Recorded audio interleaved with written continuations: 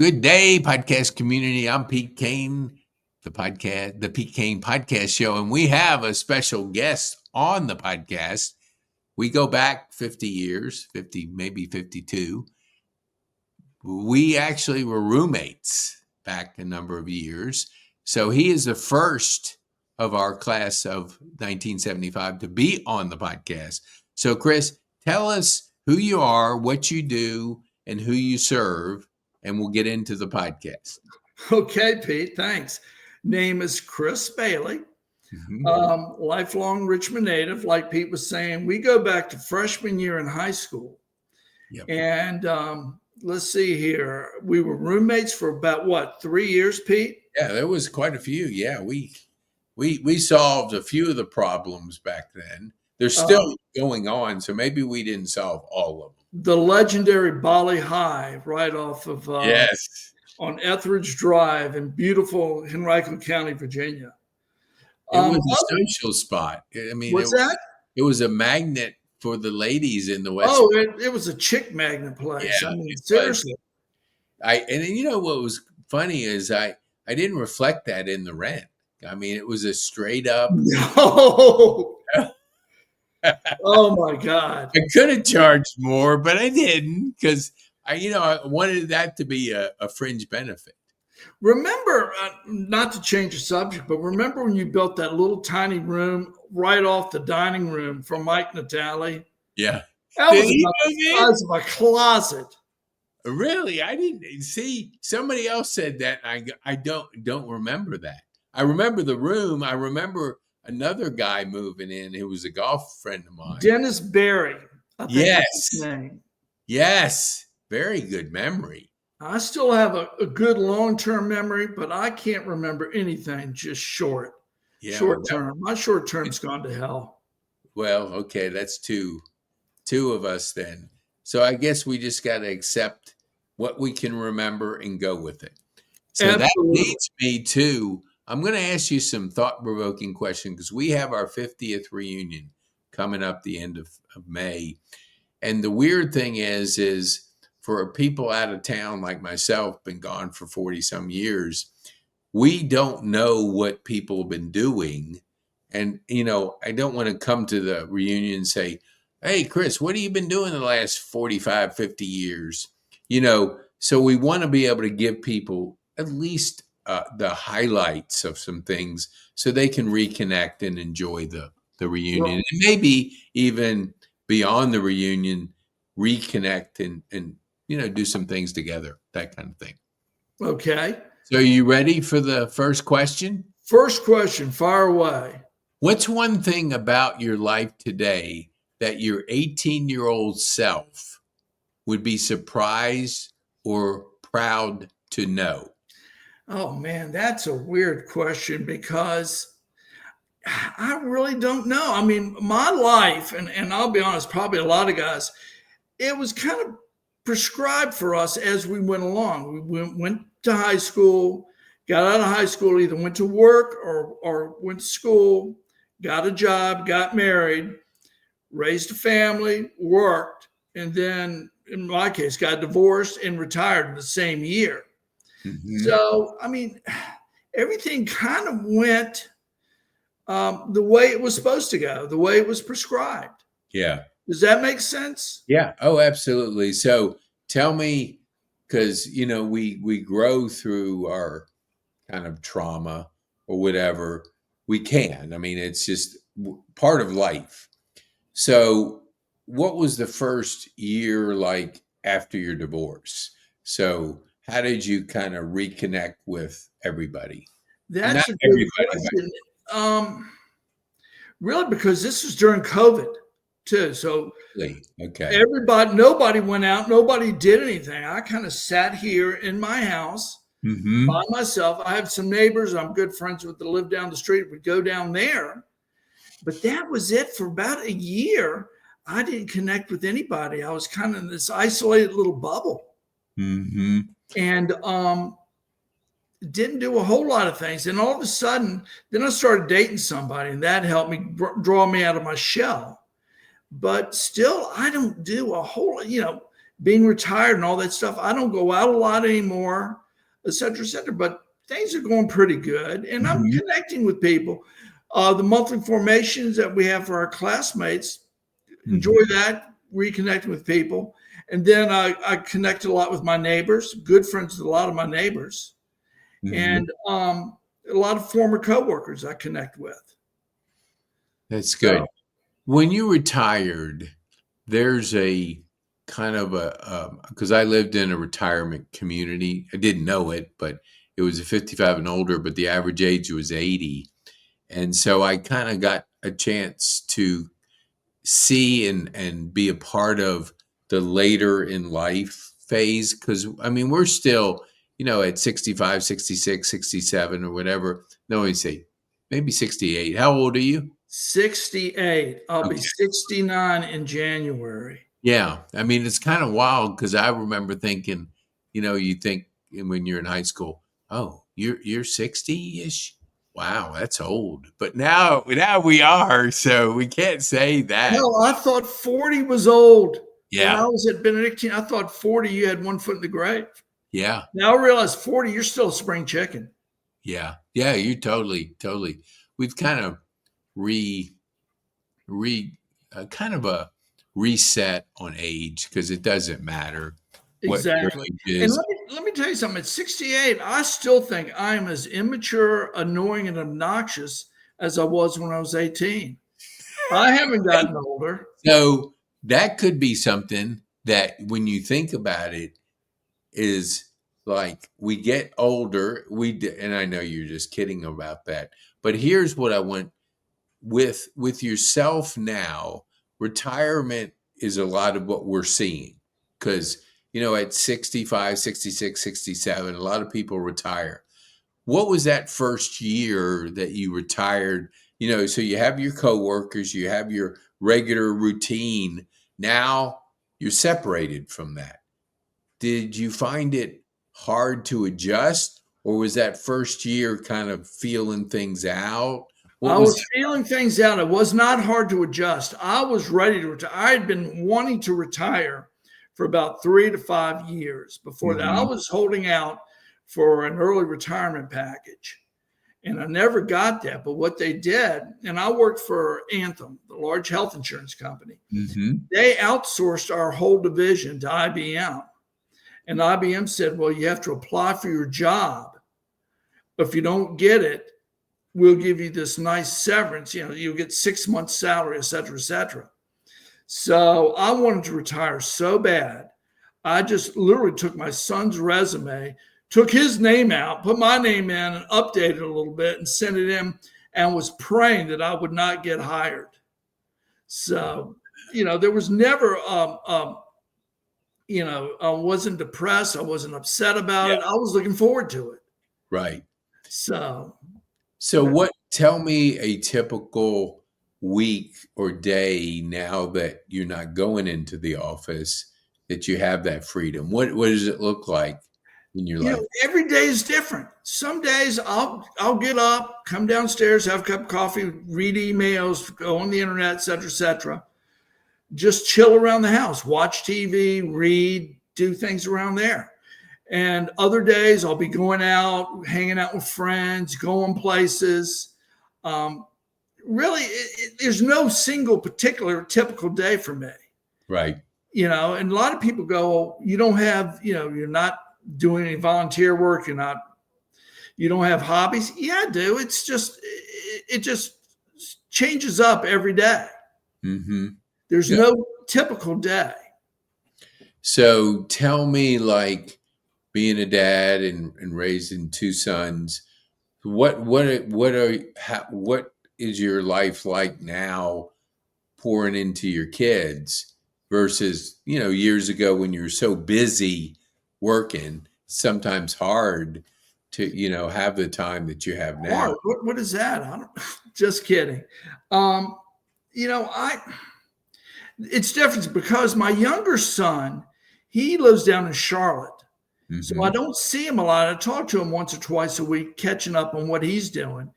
And he's very extra. He's an extrovert. He's very out there, knows everybody, and is Mm-hmm. always doing things. My other son, my eldest son, lives here in Richmond, bought his first house, and he is very introverted. So I do a lot of things with him.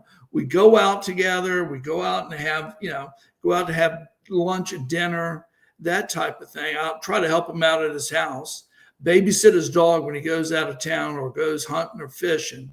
Mm-hmm. So, I mean, that's it. I mean, the older you get, I feel like my kids are no longer my kids. They're more almost like peers. And I Mm-hmm. don't know if you feel that way with your kids. Yeah. You're always going to be raising them, but Right. it's not going to be, it's not the same. Whereas when they were younger, you were taking them places, participating in sporting events, that type of thing. Mm-hmm. Yeah, So, no, I agree. The relationship changes for sure as you get older. I want to ask one question. What's a lesson you've learned that you wish you could go back and share with your 18-year-old self?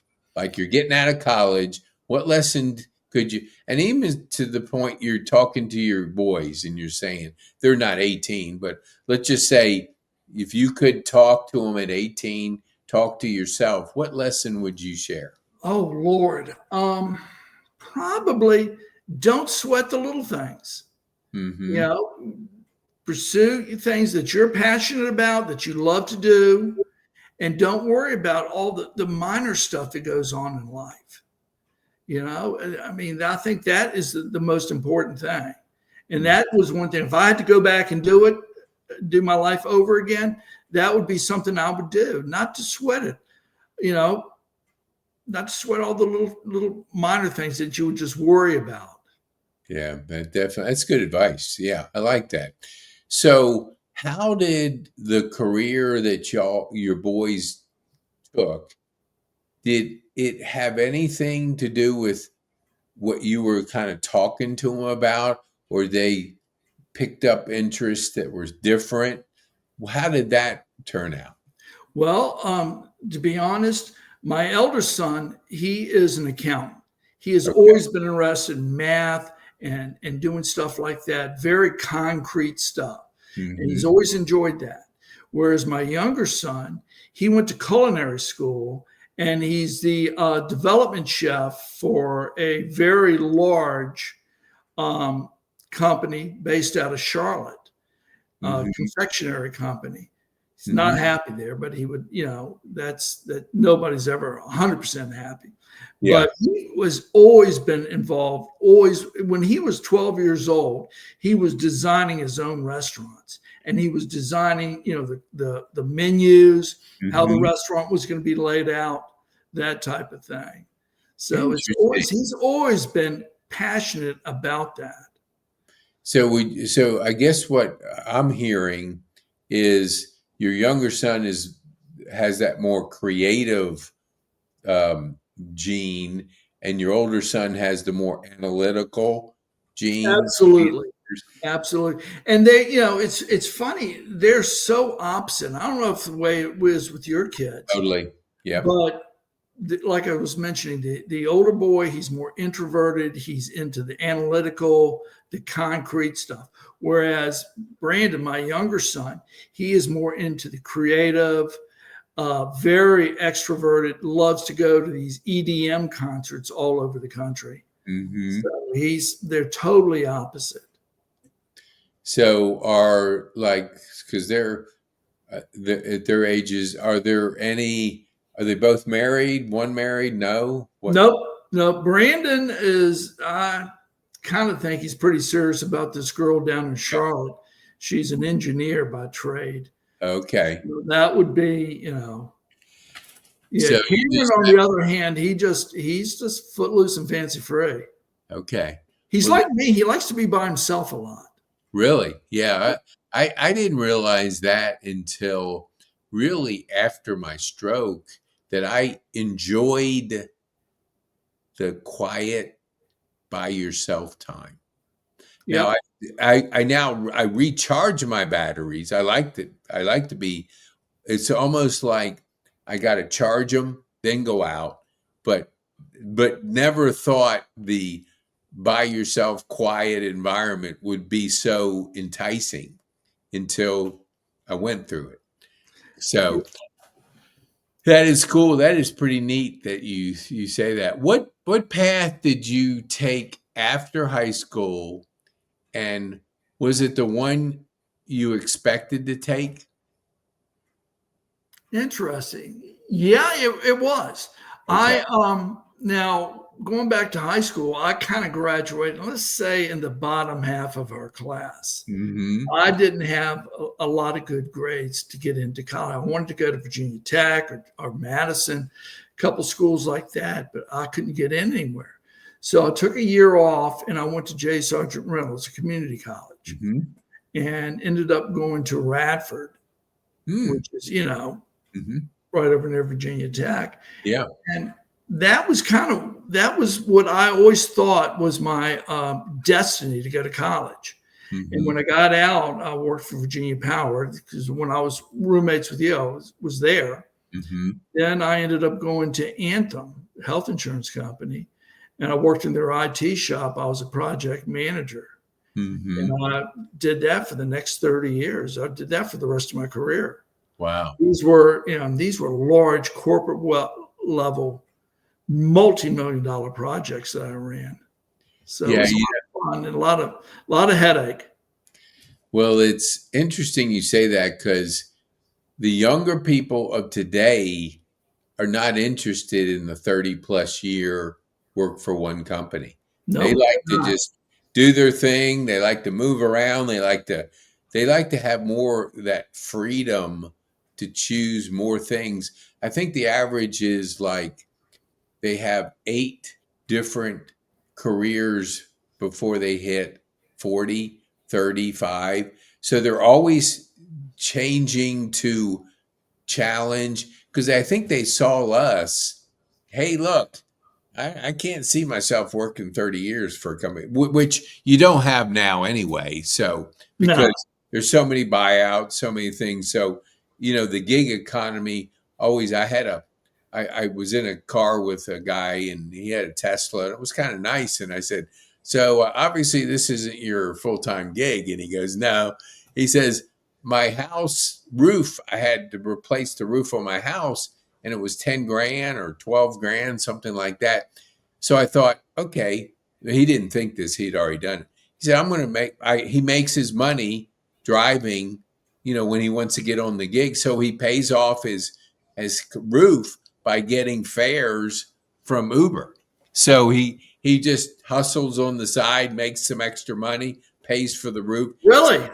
Yeah, I could either, finance it, put it on a credit card or whatever, or I just choose to, when I'm not doing anything, I just go on the grid, ride a few rides, make some money, and then put it towards the roof. So there's so much of that now that are not even, weren't possible when we were out there. Brent, No, he not at owns all. 3 Teslas and rents them out.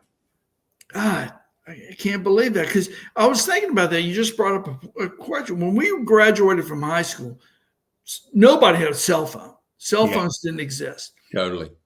Personal computers didn't exist. Cable TV, maybe that might have been in its infancy. Yep. Um, Uber, all that stuff, everything has changed so much. So Yeah. the young people today, they have more opportunities, but in the same vein, technology is pushing a lot of the occupations out. You know Yes. what I'm saying? So a lot of AI is going to take over pretty much everything. Yeah, these questions are from AI, so our viewers can understand. I didn't make these questions up. I wouldn't be capable of really coming up with these kind of questions. No. You're right about the AI.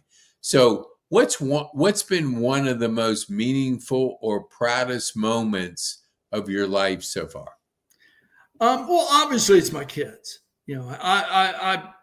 I'm like most parents. I think I raised two great sons, both independent, strong. You know, that is one thing that I can be very, very proud of. Hmm.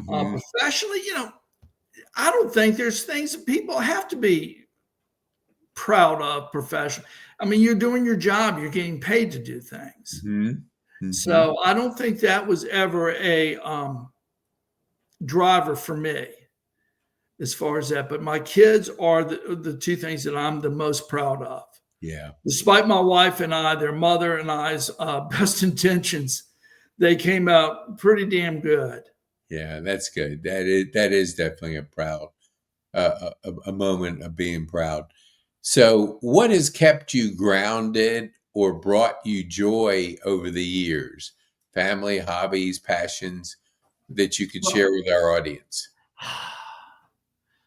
I don't know. I'm not sure if there's one single, I'll go back and talk about my sons. Yeah, that, having a good group of friends. I've been friends with like guys, in our high school class for 50 years. Yeah. That's kept me grounded and just, I don't know, maybe it's called, you call it peer pressure or whatever. But there was never, it's just, I guess it's in my DNA. I've always been kind of a middle of the road guy. Hmm. Ooh, that's good. I like that. And it's very unusual because being that I'm down here in Atlanta and separated from the core of Richmond, and people that get together on a monthly basis, which keeps those connections. I talk to people, and I talk about high school. I've been telling people, hey, I'm going to my 50th high school reunion. And I'll ask them some questions like, do you stay in touch with your people in high school? Nah, not really. Not really.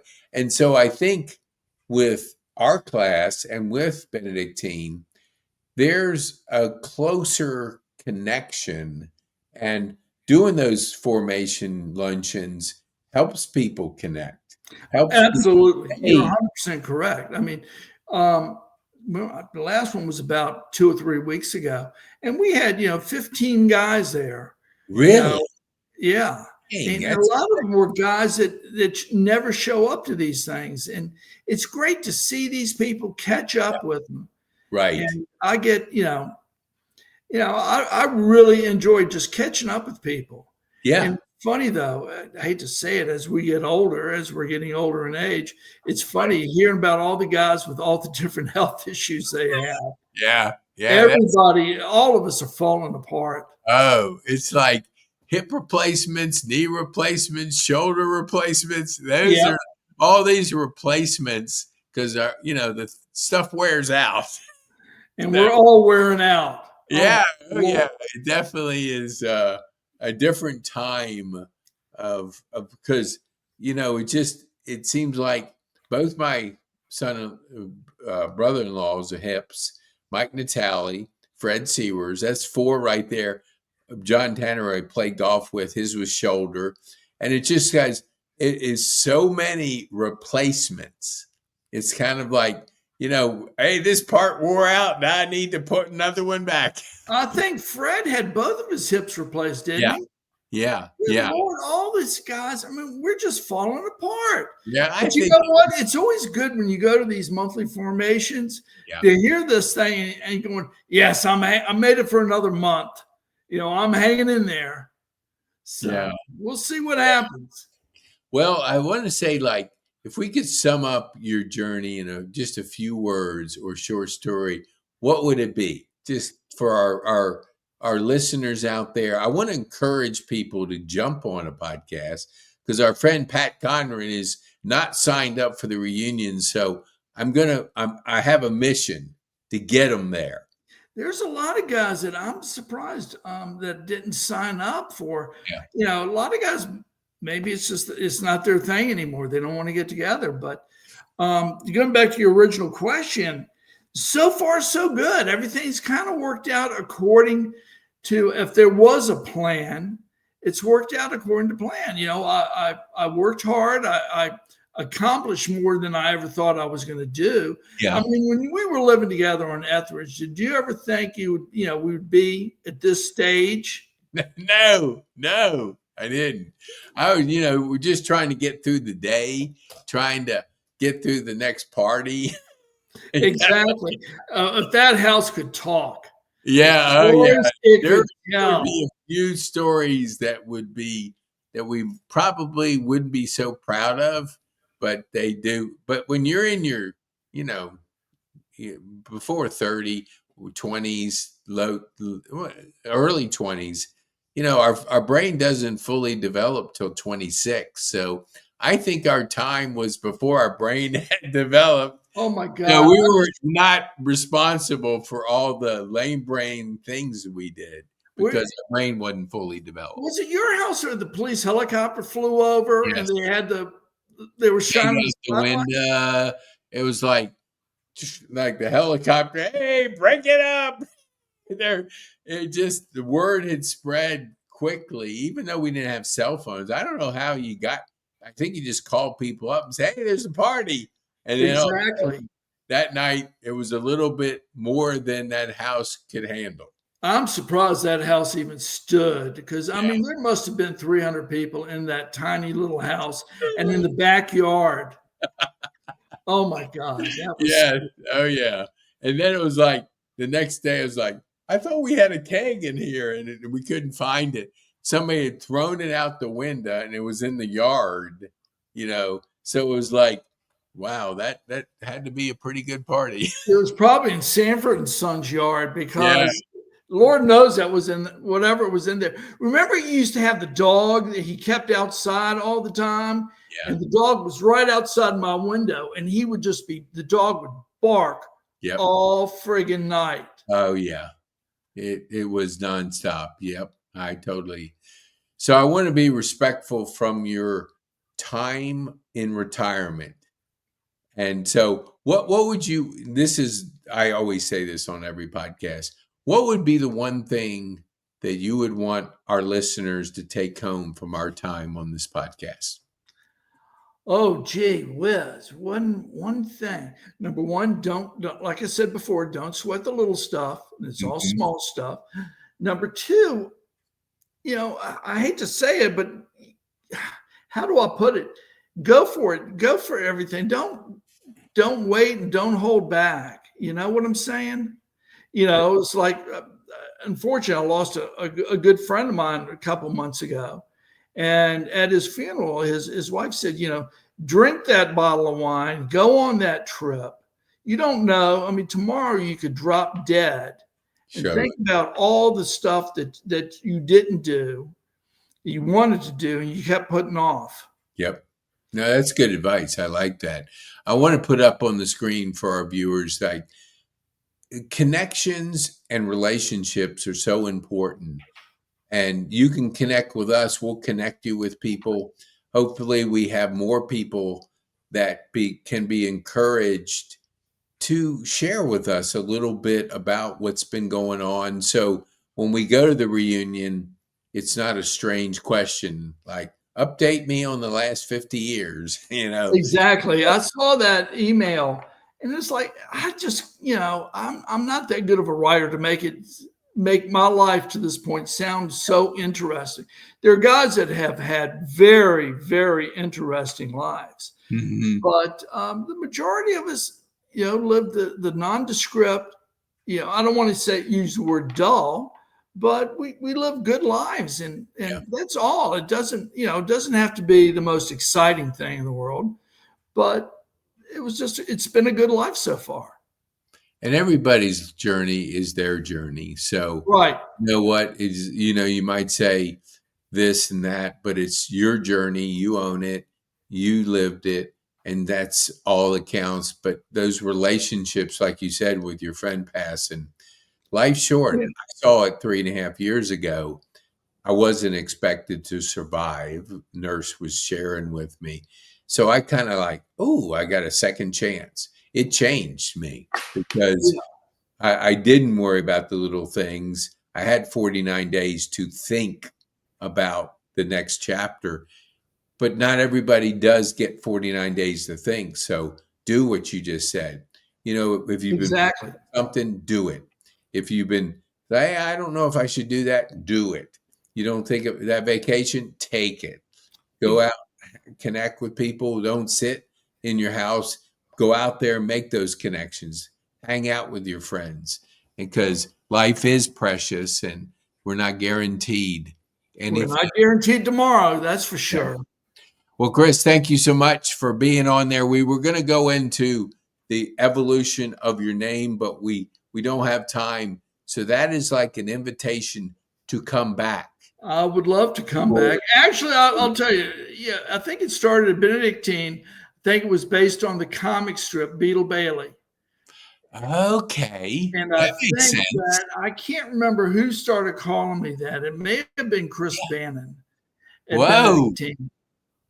you're Or Radford yeah, exactly. guy. Okay, Or Steve Shenholzer, because I hung around with Shenholzer a little okay, bit, okay. in 8th grade. So it may have been then. Well, we hope to have Shinholzer and Bannon on. So I will encourage him by saying your name was mentioned on Chris's podcast, and you got to Exactly. do a podcast to be able to find out how we were talking about you or what we were talking to you about. All righty. Okay, Pete. Thanks so much. We appreciate your time, Chris. See My you pleasure. in a few weeks. In a couple weeks. You take care. Sounds good. Stay out of trouble. Be bold, make a difference.